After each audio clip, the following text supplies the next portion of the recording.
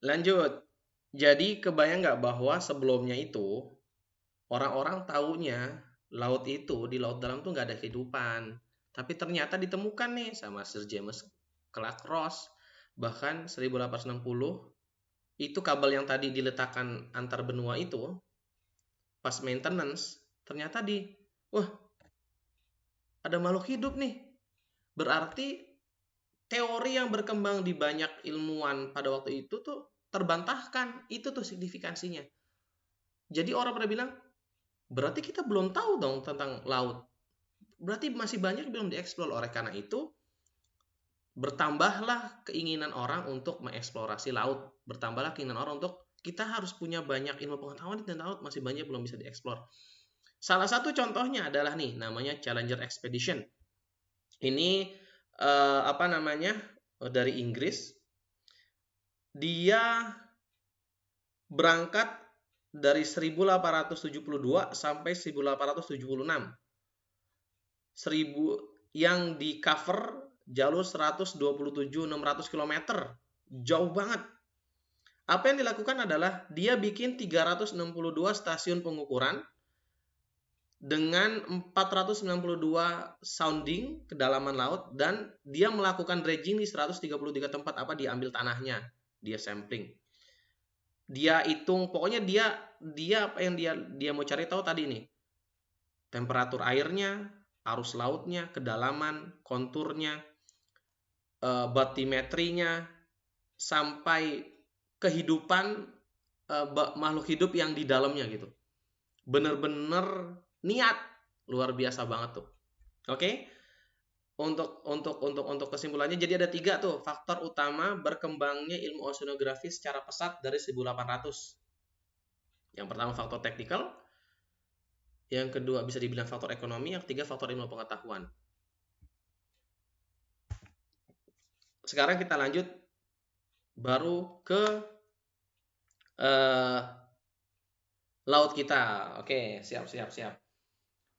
Pada dasarnya laut itu adalah globe. Iya betul, globe. Globe tapi isinya air banyaknya. Ini Fowl dia bikin hitungan tahun 1933 bahwa total luasan permukaan bumi itu adalah 510 juta kilometer persegi dengan total daratan 148,85 juta dan total lautannya 361,25 km persegi. Jadi laut itu menyusun 71% dari permukaan dan sisanya 29% adalah daratan. Dari laut itu 96,5%-nya adalah air. 3,5%-nya adalah zat kimia terlarut dalam bentuk molekul atau ion. Jadi itu tuh si air laut itu kenapa asin tuh cuma karena 35% ada kimia yang di dalamnya. Bayangin 3,5% itu lah yang membuat airnya asin, dan sebenarnya nggak cuma asin. Nanti di berikutnya kita akan bahas bahwa apa sih pentingnya 3,5% si kimia terlarut itu. Ini contoh prinsipal apa namanya, kimia utama 3,5%-nya nih ya, yang di air laut. Ada klorida, ada sodium, magnesium, sulfat, yang lain-lainnya deh. Kalau kita lihat tuh kebanyakan yang utamanya tuh sebenarnya ada 1, 2, 3, 4, 5, 6. 6 teratas ini nih. Ada klorida, sodium, magnesium, sulfat, kalsium, dan potasium. Itu 6 kimia utama yang ada di air laut. Paling banyaknya klorida, nanti dalam bentuk NaCl, garam, makanya dia jadi asin. Oke. Kemarin kita sudah membahas sedikit tentang perbatasan laut dunia. Jadi bisa kita bilang laut itu dibagi menjadi, sebenarnya ada yang bilang 4, ada yang 5 nih tergantung textbook. Tapi kita bilang 3 dulu. Kenapa? Karena ada Atlantic Ocean, Indian Ocean, Pacific Ocean. Ada Antartika di sini, Southern Ocean, ada Arctic Ocean. Kenapa? Karena ada yang bilang bahwa Arctic Ocean ini bagian bawahnya sini itu sebenarnya bagian dari Atlantic Ocean. Jadi dia nggak disebut lautan sendiri. Tapi kalau kita pakai di sini, ya udah kita pakai aja bahwa dia biar gampang Arctic Ocean. Yang menariknya adalah bahwa tidak ada nih bisa dibilang massa air ini yang dia independen, semuanya berhubungan. Satu sama lain itu berhubungan dan saling mengalir. Nanti kita akan membahas itu. Tapi di sini kita lihat batas-batasnya dulu. Pertama, perbatasan Atlantic Ocean, Pacific Ocean. Kemarin kita bahas dari antar benua. Sekarang kita bahas antar lautnya. Atlantic Ocean dan Pacific Ocean dibatasi garis terpendek dari Cape Horn. Cape Horn tuh di sini nih. Dengan Kepulauan South Shetland itu di sini. Jadi ini ada batas, kira-kira ada garis imajiner di sini yang membatasi antara Atlantic Ocean dengan Pacific Ocean. Oke. Perbatasan antara Atlantic Ocean dengan Indian Ocean adalah garis meridian yang membelah Tanjung Harapan. Tanjung Harapan itu kira-kira di sini. Jadi kalau kita tarik gini, garis di Thailand, kurang lebih batasnya tuh ini. Oke.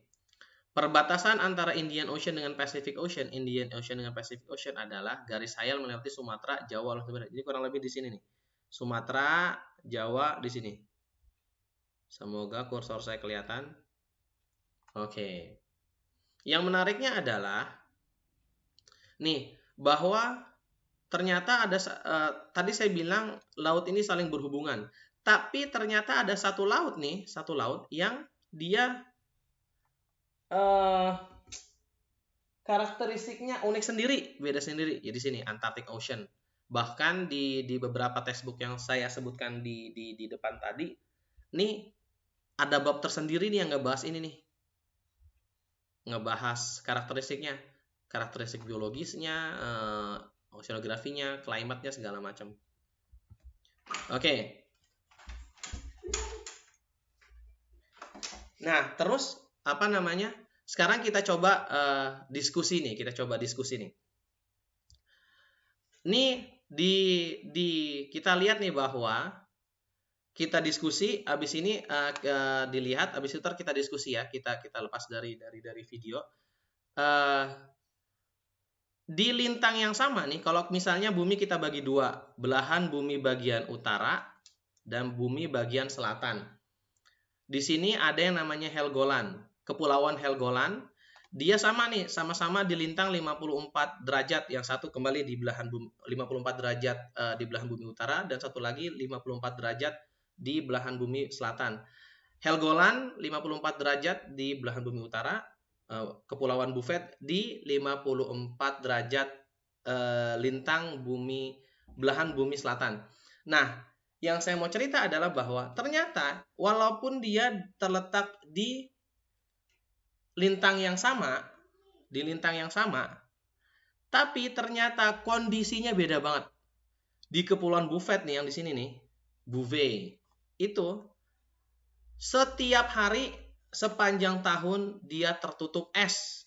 Temperaturnya berkisar -1 sampai 2,5 derajat Celcius. Sementara perairannya, lautnya, dari 1 derajat Celcius sampai -1. Jadi banyak es tuh. Sementara di tempat yang lintangnya sama, kondisinya relatif hangat. Temperatur permukaannya dan perairannya kurang lebih antara 3 derajat Celcius sampai 18 derajat Celcius.